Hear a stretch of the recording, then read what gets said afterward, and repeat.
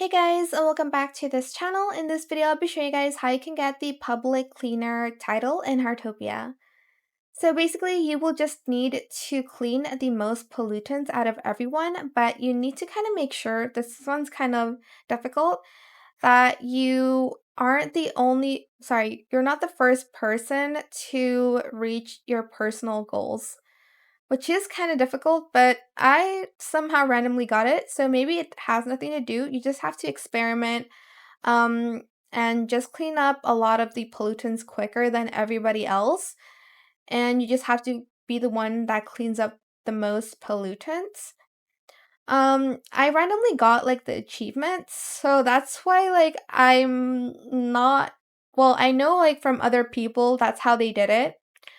But for me, I'm not sure if it matters if somebody else or it's me that got the personal goals faster.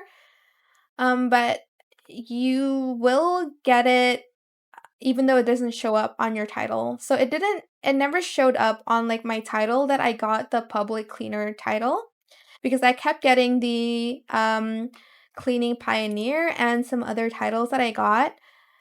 So it can be stacked like the titles, unlike a lot of the events I did, I believe.